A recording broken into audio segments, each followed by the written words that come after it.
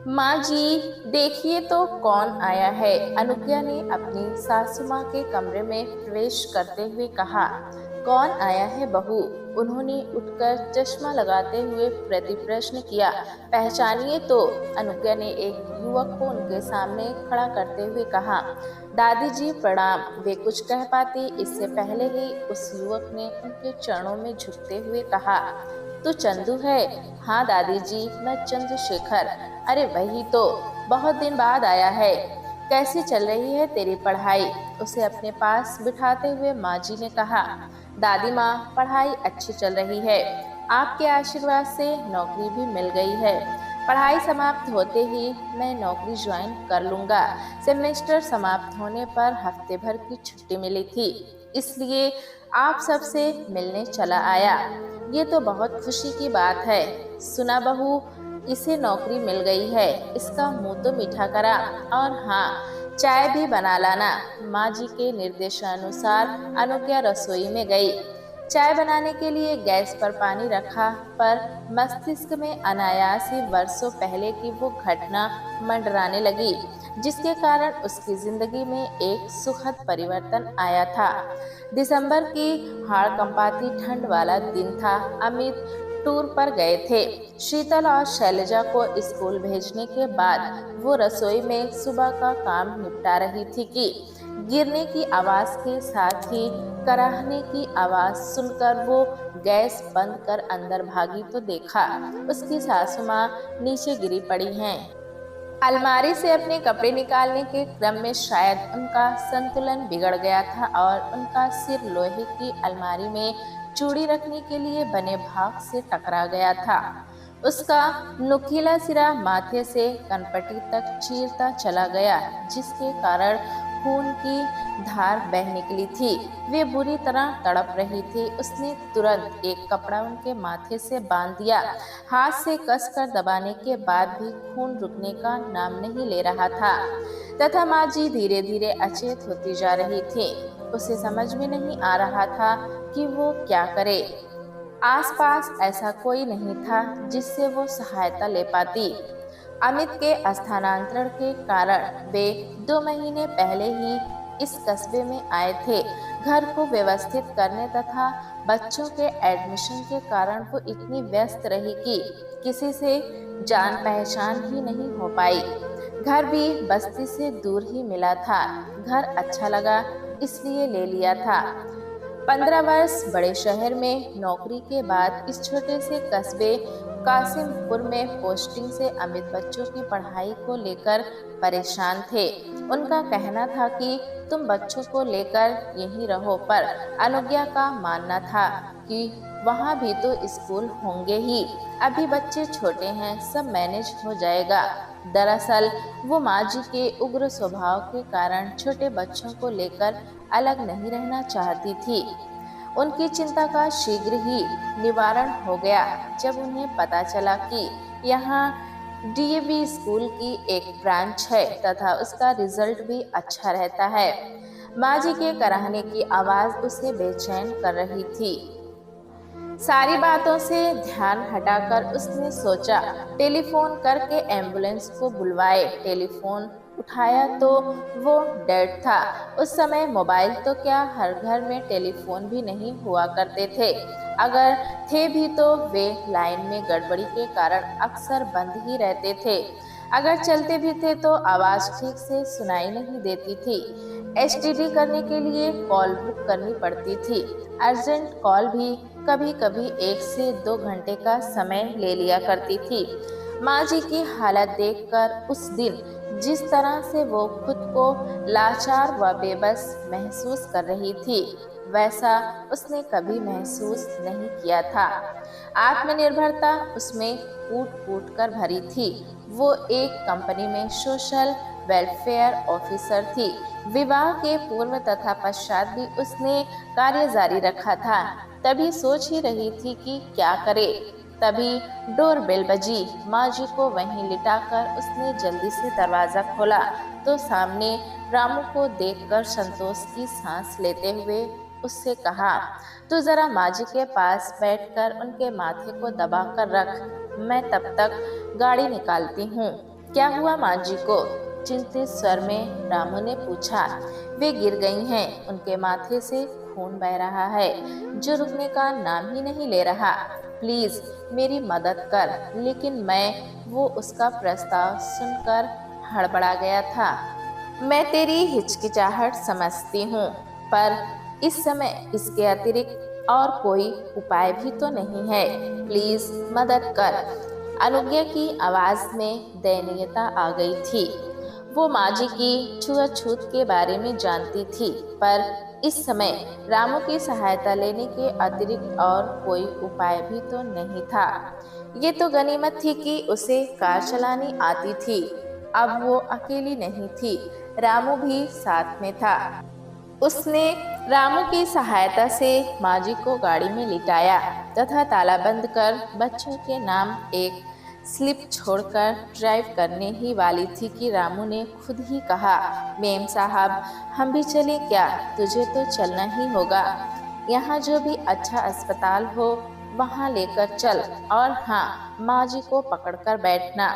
हड़बड़ी में वो उसे बैठने के लिए कहना भूल गई थी। वैसे भी एक से भले दो, न जाने कब क्या जरूरत आ जाए। नई जगह भाग दौड़ के लिए एक आदमी साथ रहेगा तो अच्छा है। अत्यधिक खून बहने के कारण माँ जी अचेत हो गई थीं। घबराहट में वो भूल गई थी कि अगर कहीं से खून निकल रहा हो तो उस स्थान पर बर्फ रख देने से खून के बहाव को रोका जा सकता है। माँ जी अचेत थी। ब्लड प्रेशर के साथ डायबिटीज की भी उन्हें शिकायत थी। शायद इसीलिए उसके पट्टी बांधने के बावजूद खून का बहना नहीं रुक पा रहा था। अस्पताल ज्यादा दूर नहीं था। पहुंचते ही उन्हें एडमिट कर लिया गया। घाव में टांके लगाने के लिए उन्हें ऑपरेशन थिएटर में ले जाया जाने लगा। तब उसकी घबराहट देखकर रामू उसे दिलासा देता हुआ बोला, मेम साहब धीरज रखिए, सब ठीक हो जाएगा। उसकी बात सुनकर भी वो सहज नहीं हो पा रही थी। उसके चेहरे पर उदासी साफ साफ झलक रही थी। तभी सिस्टर ने आकर कहा, चोट लगने से मरीज के माथे के पास की एक नस कट गई है, जिसके कारण ब्लीडिंग काफी हो गई। ब्लड देने की आवश्यकता पड़ेगी। यहाँ तो कोई ब्लड बैंक नहीं है, इसके लिए शहर जाना पड़ेगा, पर इसमें शायद देर हो जाए। सिस्टर आप कुछ भी कीजिए, पर माँ जी को बचा लीजिए। अनुज्ञा की स्वर में विवशता आ गई थी। अमित की बहुत याद आ रही थी। काश उनकी बात मानकर यहाँ न आती तो शायद ये सब न झेलना पड़ता। आप डॉक्टर साहब से बात कर लीजिए। डॉक्टर साहब से बात की तो उन्होंने कहा, स्थिति बहुत गंभीर है। अगर आपकी स्वीकृति हो तो हम फ्रेश खून चढ़ा देंगे, वरना आप मेरा खून चेक कर लीजिए डॉक्टर साहब, पर माँ जी को बचा लीजिए। मेरा भी डॉक्टर साहब, रामू ने कहा। आखिर रामू का खून माँ जी के खून से मैच हो गया। अनुज्ञा से स्वीकृति पत्र पर हस्ताक्षर करने के लिए कहा गया। भरे मन से उसने उस पर हस्ताक्षर कर दिए, क्योंकि उसके अलावा कोई चारा न था। माँ जी को जब रामू का खून चढ़ाया जा रहा था तब वो सोच रही थी, जिस आदमी को माँ जी सदा हीन और अछूत समझकर उसका तिरस्कार करती रही थी, वही आज उनके प्राणों का रक्षक बन गया है। घर में बेडरूम से अटैच बाथरूम को धोने के लिए ड्राइंग रूम को पार करते हुए बेडरूम में घुसकर ही बाथरूम जाया जा सकता था। 3 बेडरूम का मकान होने के कारण अलग से पूजा घर नहीं बना पाए थे। स्टोर में ही मंदिर रखकर पूजा घर बना लिया था, पर स्टोर भी इतना बड़ा तथा हवादार नहीं था कि उसमें कोई इंसान घंटे 2 घंटे बैठकर पूजा कर पाए। वैसे भी सुबह कई बार उसे खुद ही कोई ना कोई सामान निकालने स्टोर में जाना ही पड़ता था, जिससे माँ जी की पूजा में विघ्न पड़ता था। माँ जी ऐसी ढकोसलेबाजी में कुछ ज्यादा ही विश्वास करती थी, इसलिए आरती करके वे बेडरूम में ही कुर्सी डालकर पूजा किया करती थी। जिस समय रामू सफाई करने आता वही उनका पूजा का समय रहता था। कई बार उससे उस समय आने के लिए मना किया, पर उसका कहना था 9 से 5 बजे तक मेरी नगर निगम के ऑफिस में ड्यूटी रहती है। अगर इस समय सफाई नहीं कर पाया तो शाम के 5 बजे के बाद ही आ पाऊंगा। मजबूरी के चलते उसका आना उसी समय होता था। उसके आते ही माँ जी उसे हिकारत की नजर से देखते हुए अपनी साड़ी के पल्लू से अपनी नाक ढक लेती थी तथा उसके जाते ही जहाँ जहाँ से उसके गुजरने की संभावना होती, पोछा लग जाने के बाद भी फिर पोछा लगवाती तथा गंगा जल छिड़क कर स्थान को पवित्र करने का प्रयास करते हुए ये कहने से बाज नहीं आती थी कि इसने तो मेरी पूजा ही भंग कर दी। अनुज्ञा चाह कर भी नहीं कह पाती थी कि वो भी तो एक इंसान है। जैसे अन्य अपना काम करते हैं वैसे ही वो भी अपना काम कर रहा है। अब उसके आने से उनकी पूजा कैसे भंग हो गई, उन्हें समझना उसके क्या अमित के बस में भी नहीं था। वैसे भी 2 पुत्रियों के बाद फैमिली प्लानिंग का ऑपरेशन करवाने के कारण अनुज्ञा उन्हें फूटी आंख भी नहीं सुहाती थी। दरअसल माँ जी को लगता था कि इस निर्णय के पीछे अनुज्ञा का हाथ है। किसी भी माँ को अपना पुत्र कभी गलत लगता ही नहीं है। अगर कहीं कुछ गलत हो रहा है तो वो पुत्र नहीं, बहू के कारण हो रहा है। शायद इसी मनोस्थिति के कारण सास बहू में सदा 36 का आंकड़ा रहता है। अपने इस आक्रोश को जब तब छोटी छोटी बात पर उसे जली कटी सुनाकर निकालती रहती थी। वो तो अभ्यस्त हो चली थी, लेकिन जब वे शीतल और शैलजा को अपने आक्रोश का निशाना बनाती तब उसके सहन नहीं होता था। लेकिन फिर भी घर में अशांति ना हो या जैसे भी है, अमित की माँ है सोचकर वो अपने क्रोध को शांत करने का प्रयास करती थी। लेकिन शीतल और शैलजा चुप नहीं रहती थी। यही कारण था कि उनकी अपनी पोतियों से भी नहीं बना करती थी। रामू तो रामू, काम वाली कमली की 5 वर्षीय बेटी काजल भी अगर गलती से उनसे छू जाती तो उसे भी वे कोसने से नहीं चूकती थी। तुरंत साड़ी बदलती, काम वाली के धोए बर्तन वे फिर पानी से इसलिए धुलवाती कि कहीं उसने प्राकृतिक मासिक चक्र के दौरान बर्तन न धो दिए हों। अनुज्ञा सोचती, जिस चीज के कारण प्रकृति ने औरत को नारीत्व होने का सबसे बड़ा गौरव दिया, भला उसके कारण वो अपवित्र कैसे हो सकती है। वैसे कामवाली को सख्त हिदायत थी कि इन दिनों वो काम नहीं करेगी, पर फिर भी उन्हें विश्वास नहीं था। उनके इस विचार के कारण कामवाली को 4 दिन की अतिरिक्त छुट्टी देनी पड़ती थी। व्यर्थ के बड़े इन कामों के कारण कभी कभी मन आक्रोश से भर उठता था, पर घर की सुख शांति के लिए संयम बरतना उसकी मजबूरी थी। वो जानती थी कि अमित को भी ये सब पसंद नहीं है, पर माँ के उग्र स्वभाव के कारण वे भी चुप रहते थे। कभी वे कुछ कहने का प्रयास करते तो तुरंत कहती, हम सरयू पारीय ब्राह्मण हैं, तुम भूल सकते हो पर मैं नहीं। आज अगर तुम्हारे पिताजी होते, तुम्हारे घर का दाना पानी भी ग्रहण नहीं करते। प्रकृति मुझे ना जाने किन पापों की सजा दे रही है। इसके साथ ही उनका रोना प्रारंभ हो जाता।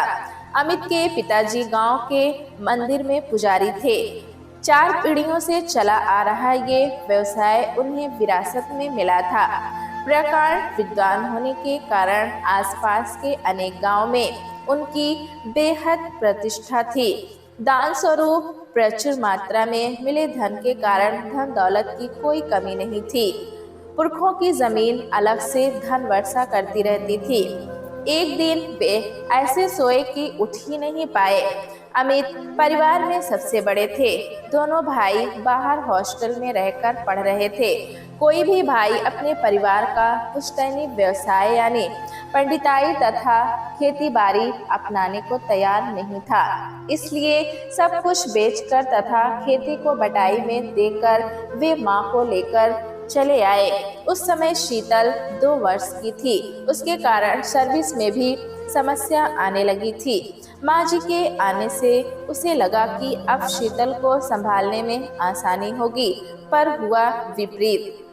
दम्भी और उग्र स्वभाव की होने के साथ उनकी टोका टाकी तथा छुआछूत की आदत के कारण कभी कभी उसे लगता था कि उसका सांस लेना ही दूभर हो गया है।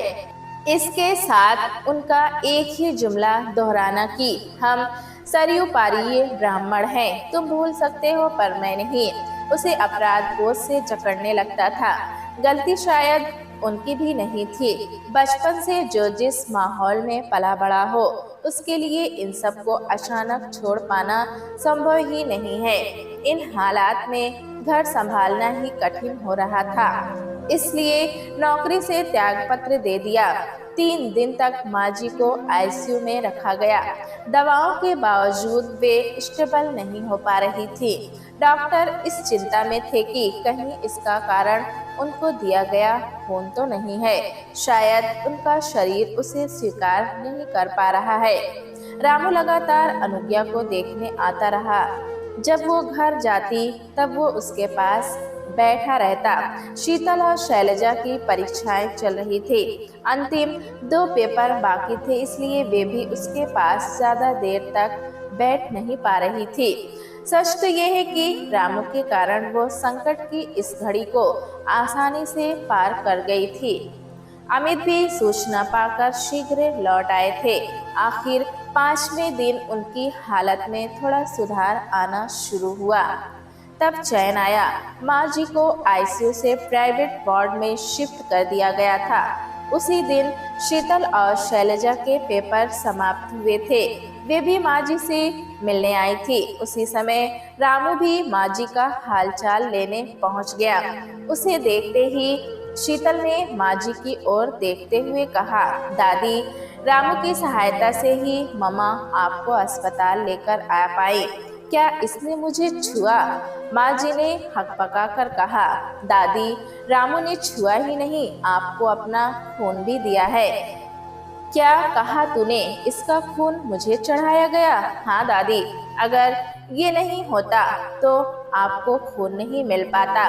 इसका खून मुझे क्यों चढ़ाने दिया? इससे तो मुझे मर ही जाने देते। माँ जी ने लगभग रुआन से स्वर में कहा। ये सुनकर रामू ने सिर झुका दिया तथा बिना कुछ कहे चला गया। माँ, मेरी अनुपस्थिति में इसने तुम्हारी सेवा की। जो काम मुझे करना चाहिए वो इसने किया। इसका हमसे कोई संबंध नहीं है तो सिर्फ इंसानियत का, और तुम इसे गलत समझ रही हो। तुम्हें इसके खून से परहेज है क्योंकि तुम्हारी नजरों में वो नीच जाति का है। पर माँ, खून तो खून ही है, इसका धर्म और जाति से भला क्या वास्ता? अगर ऐसा होता तो तुम्हारा खून इससे कैसे मेल खाता? माँ, हर इंसान का खून एक जैसा ही है। हम इंसानों ने ही कभी कार्य, कभी जाति तो कभी धर्म के आधार पर एक दूसरे को बांट दिया है। माँ, ये रामू का नहीं, उसके जैसे अनेक लोगों का दोष है कि उन्होंने एक स्वर्ण के घर नहीं बल्कि तथा कथित निम्न वर्ण में जन्म लिया। माँ, वो छोटा नहीं, हमसे बड़ा है। जहाँ हम अपनी गंदगी खुद साफ करने में झिझकते हैं, वहीं इन्हें उसे साफ करने में कोई संकोच नहीं होता। जरा सोचो माँ, अगर ये भी हमारी तरह गंदगी को साफ करने से मना कर दे तो क्या ये दुनिया रहने लायक रह पाएगी? अमित उनकी बात सुनकर चुप न रह पाए तथा उन्हें समझाते हुए कहा। अमित की बात सुनकर आशा के विपरीत वे कुछ नहीं बोली, पर उनकी मुख मुद्रा से स्पष्ट लग रहा था कि वे कुछ सोच रही थीं। शायद पुत्र की बात आज उन्हें सही लग रही थी, पर वे चाह कर भी दिल की बात ज़बां पर नहीं ला पा रही थी। नहीं कह पा रही थी कि तू ठीक कह रहा है बेटा। आज तक व्यर्थ ही मैं इन ढकोसलों में पड़ी रही। मैं भूल गई थी, कार्य ही इंसान को महान बनाते हैं। कैसी है माँ जी आप? डॉक्टर ने अंदर प्रवेश करते हुए पूछा। अब ठीक हूँ, तुमने बचा लिया, वरना। माँ जी ने चौंकते हुए कहा। माँ जी, मुझे नहीं, अपनी बहू और रामू को धन्यवाद दीजिए।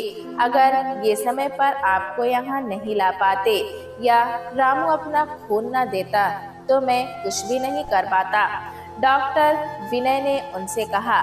माँ जी सोच रही थी कि डॉक्टर सच ही कह रहे हैं। अनुज्ञा, जिसे पुत्र न दे पाने के लिए वे सदा कोसती रही, आज उसी ने बेटा बनकर उनकी सेवा की तथा जिस रामू को सदा हिकारत की नजर से देखती रही, उसी के खून से उनकी जान बच पाई।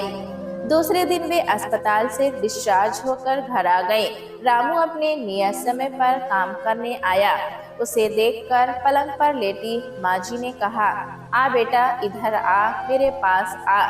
नहीं माँ जी, कहाँ आप कहाँ हम, अपने पास बुलाकर हमें और शर्मिंदा ना कीजिए। वो तो मेम साहब अकेली परेशान हो रही थी, इसलिए हमें आपको छूना पड़ा, वरना, कहकर वो चला गया। आशा के विपरीत माँ का रामू के प्रति सद्य व्यवहार देखकर सभी हतप्रत रह गए, किंतु रामू की प्रतिक्रिया सुनकर मेरे मन में मंथन चलने लगा। सदियों से चले आ रहे इस भेदभाव को मिटाने में अभी बहुत वक्त लगेगा। जब तक अशिक्षा रहेगी तब तक जात पात की इस खाई को पाट पाना मुश्किल ही नहीं, असंभव सा है। रामू जैसे लोग सदा हीन भावना से ग्रस्त रहेंगे तथा जब तक हीन भावना रहेगी उनका उत्थान नहीं हो पाएगा। उनकी इस हीनता को आरक्षण द्वारा नहीं बल्कि शिक्षा द्वारा ही समाज में जागृति पैदा कर दूर किया जा सकता है। आश्चर्य तो इस बात का है कि आरक्षण के बल पर इनका उत्थान चाहने वाले लोग ये भूल जाते हैं कि आरक्षण के द्वारा इन दबे कुचले लोगों का नहीं बल्कि इनके उन भाइयों का ही फायदा हो रहा है जो पहले से ही इसका लाभ प्राप्त कर अच्छी स्थिति में आ गए हैं। इनमें से कुछ लोगों को तो ये भी नहीं पता होगा कि सरकार के द्वारा इनके लिए क्या क्या सुविधाएं दी जा रही हैं। दूसरे दिन से माँ जी के व्यवहार में गुणात्मक परिवर्तन आ गया था। कमली उनके कमरे में सफाई के लिए गई तो उससे उन्होंने कहा, कमली, मेरे लिए एक गिलास पानी ले आ। कमली को अपनी ओर आश्चर्य से देखते देख बोली, अरे ऐसे क्या देख रही है? मैंने कहा, एक गिलास पानी ले आ। अभी लाई माँ जी। तेरी बेटी काजल क्या कर रही है? पानी पीकर गिलास पकड़ाते हुए उन्होंने पूछा। क्या करेगी माँ जी?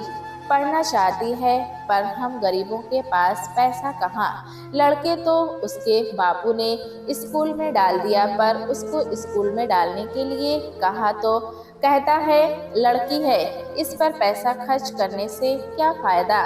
लड़की है तो क्या हुआ, अगर ये पढ़ना चाहेगी तो इसकी पढ़ाई का खर्चा मैं देखूंगी। सच माँ जी? हाँ कमली, एक लड़की का शिक्षित होना बहुत आवश्यक है, क्योंकि वो अपने बच्चे की पहली शिक्षक होती है।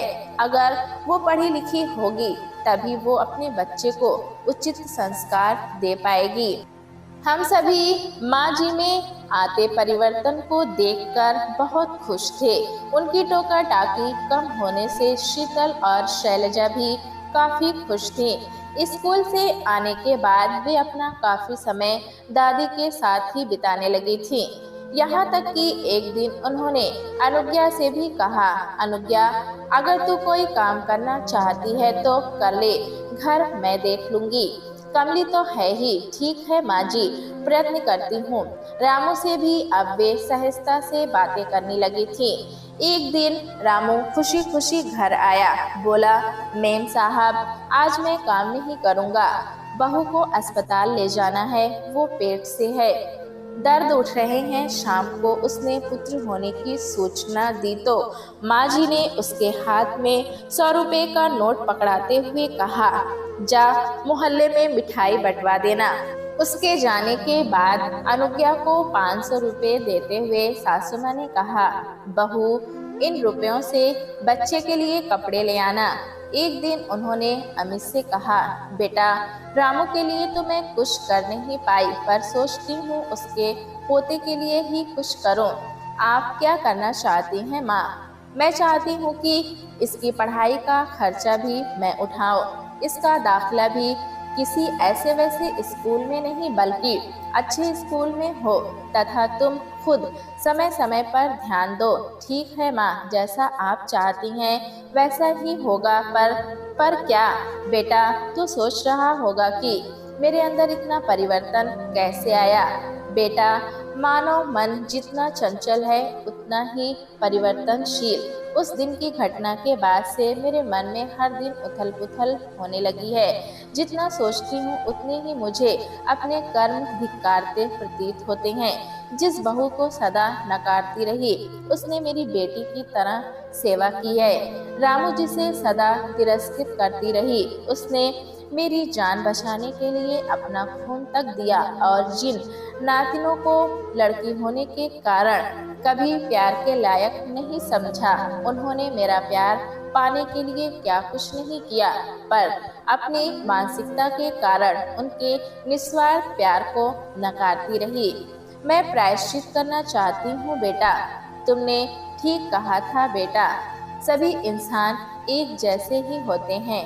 हम खुद ही अपनी सोच के अनुसार उन्हें अच्छा या बुरा, उच्च या नीच मान बैठते हैं। मेरे मन में आजकल कबीर दास जी की वाणी रह रह कर गूंजने लगी है। पोथी पढ़ पढ़ जग मुआ, भया न पंडित कोय, ढाई आखर प्रेम का पढ़े सो पंडित होए। वास्तव में जीव मात्र से प्रेम करना तथा अपने सांसारिक कर्तव्यों को निभाना ही इंसानियत है। जब से मुझे सहज मानव धर्म समझ आया, तब से मैंने मन ही मन निश्चय किया कि मैं खुद में बदलाव लाने का प्रयत्न करूंगी। व्यर्थ के रीति रिवाज या ढकोसलों को, जिनकी वजह से दूसरों को दुख पहुंचता है, अपने मन से निकालने का प्रयत्न करूंगी। मैं प्रायश्चित करना चाहती हूँ। काजल की पढ़ाई का खर्चा देने की बात तो तुमसे पूछे बिना ही मैंने कर दी। एक नेक काम और, अगर तुम ठीक समझो तो, क्योंकि मेरे बाद तुम्हें ही मेरी ये जिम्मेदारी पूरी करनी होगी। माँ प्लीज ऐसा मत कहिए, हमें आपके साथ और आशीर्वाद की सदा आवश्यकता रहेगी, पर इतना अवश्य विश्वास दिलाते हैं कि जैसा आप चाहेंगी वैसा ही होगा। चाय के उबलते पानी की आवाज ने अनुज्ञा के विचारों के भंवर में विघ्न डालकर उसे अतीत से वर्तमान में ला दिया। विचारों को झटक कर शीघ्रता से नाश्ता निकाला, चाय बनाकर कप में डाली तथा कमरे की ओर चल दी। माँ जी को चंदू को अपने हाथों से मिठाई खिलाते देखकर वो सोच रही थी, रिश्ते खून के नहीं दिल के भी होते हैं। अगर ऐसा ना होता तो इतने वर्षों बाद हम सब एक दूसरे से जुड़े नहीं होते। कासिमपुर में तो हम सिर्फ 5 वर्ष ही रहे, पहले पत्रों के जरिए तथा बाद में मोबाइल के जरिए आपस में जुड़े रहे। पिछले महीने ही काजल का विवाह हुआ, हम सभी गए थे। हमें देखकर कमली की खुशी का ठिकाना ना रहा। काजल और उसका पति विक्रम एक ही स्कूल में अध्यापक हैं। रामू तो नहीं रहा, पर चंदू के जरिए उस परिवार से भी हम सब जुड़े रहे। पिछले वर्ष जब शीतल का विवाह हुआ तो कमली और काजल के साथ चंदू के माता पिता ने विवाह की तैयारियों में काफी मदद की थी। शीतल जहां शेफ इंजीनियर है, वहीं शैलजा मेडिकल के अंतिम वर्ष में। आज माँ जी दोनों की प्रशंसा करते हुए आघाती नहीं हैं, दोनों ही उनको बेहद प्रिय हैं। माँ जी ने जो निश्चय किया उसे क्रियान्वित भी किया।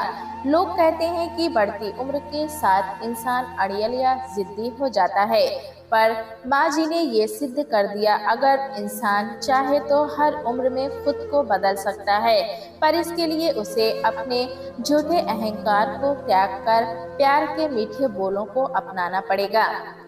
प्यारे दोस्तों, कहानी कैसी लगी हमें कमेंट में ज़रूर बताएं। चैनल पे नए हैं तो एक लाइक और सब्सक्राइब करना ना भूलेगा।